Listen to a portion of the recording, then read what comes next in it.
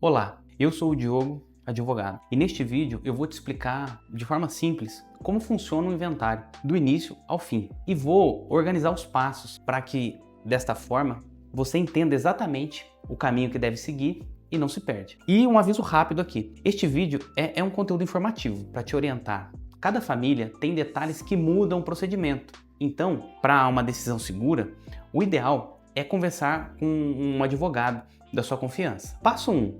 Entender o que é inventário e por que ele existe. O inventário é um procedimento usado para organizar o patrimônio de alguém que faleceu. Na prática, ele serve para identificar quem são os herdeiros, levantar bens, direitos, dívidas, calcular impostos e tributos quando existirem e fazer a partilha, ou seja, passar tudo do nome de quem faleceu para aquela pessoa que tem direito. Um ponto importante, sem inventário, normalmente fica difícil vender um imóvel, transferir um veículo, regularizar conta, empresa e até resolver questões bancárias. Por exemplo, passo 2. Decidir se o inventário vai ser no cartório ou na justiça. Aqui começa uma grande dúvida. Vai para o cartório ou vai para o judiciário? O inventário extrajudicial, que é um inventário em que é feito no cartório, costuma ser possível quando há consenso entre os herdeiros. E em regra todos são maiores, capazes. Mesmo assim, existem situações que podem exigir análise mais concreta, mais específica, ou etapas adicionais, quando existe testamento. Doutor, mas o que é isso? Extrajudicial significa fora do processo judicial. Em vez de o juiz realizar esse procedimento, acontece no cartório de notas, por meio de uma escritura pública. Já o inventário judicial normalmente é necessário quando existe um conflito e quando há menor de idade ou pessoa incapaz envolvida, ou quando o caso exige decisões concretas do juiz, por exemplo, discussões mais complexas sobre dívidas e partilha. Por exemplo, passo 3, organizar documentos e montar o mapa da família. O inventário começa com organização. Em geral, você vai precisar de certidão de óbito, documentos do falecido e dos herdeiros, como RG, CPF, certidão de casamento ou de união estável, quando houver, informações como profissão, endereço, estado civil e documentos que provem a relação familiar, como certidões. E aqui entra um conceito que muda muita coisa: meeiro e meação. Doutor, mas o que é isso? Meeiro é a pessoa que tem direito à meação. E meação, de forma simples, significa metade do que o casal construiu conforme o regime de bens. Ou seja, antes de falar em herança, muitas vezes a gente separa o que é do cônjuge ou companheiro por direito próprio, por exemplo. Passo 4. Levantar todos os bens, direitos e dívidas. Depois vem o levantamento do patrimônio. Pense como uma lista completa. Imóveis como casa, apartamento, casa na praia, terreno, veículos, contas bancárias, investimentos, participações em empresas, como cotas sociais, créditos a receber e outros bens ou direitos relevantes. E entra o outro lado da moeda, as dívidas. Exemplos comuns são financiamentos, empréstimos, condomínio, imposto em atraso. Inventário não é só dividir bens, é também entender se existem obrigações a regularizar e dívidas a serem pagas. Passo 5. Resolver necessidades urgentes no meio do caminho, quando existirem, obviamente. Em alguns casos, para liberar um valor específico ou resolver uma situação pontual, como levantar um valor em banco, pode ser necessário um alvará judicial. E vem a pergunta de novo, mas o que é isso, doutor? Alvará é uma autorização formal do juiz para fazer algo específico, como liberar um valor, vender um bem em uma determinada situação, ou permitir um ato necessário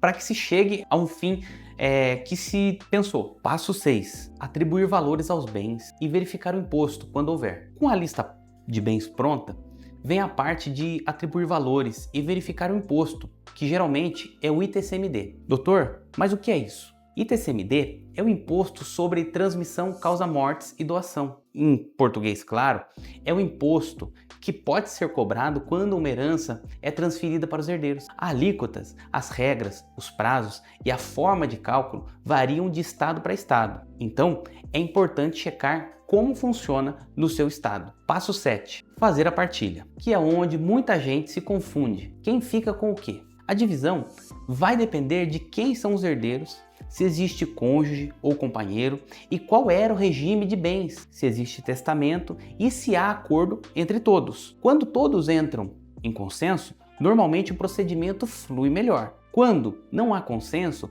a partilha pode virar discussão judicial e isso costuma alongar prazos. Passo 8. Emitir o documento final, que comprova a divisão. No inventário judicial, ao final, sai um documento que comprova a divisão, como o formal de partilha, ou, em algumas situações específicas, a carta de adjudicação.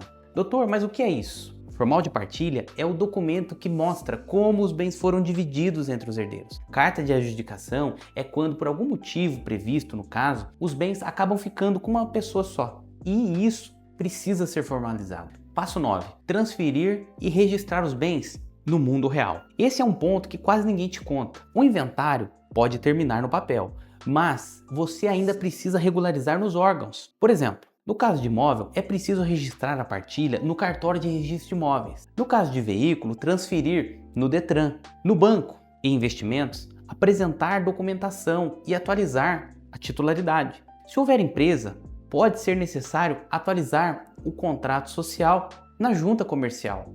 E por último, passo 10. Corrigir pendências se aparecer algo depois. Às vezes surge um detalhe depois, quando aparece um bem que não entrou no inventário inicial, e aí pode ser necessário uma sobrepartilha. Mas o que é isso, doutor? Sobrepartilha é uma etapa extra para incluir e regularizar um bem que ficou de fora e só apareceu depois. E para fechar, 2 pontos rápidos: prazos e erros comuns. Os prazos variam muito. Inventário em cartório pode ser mais rápido e o judicial pode levar mais tempo.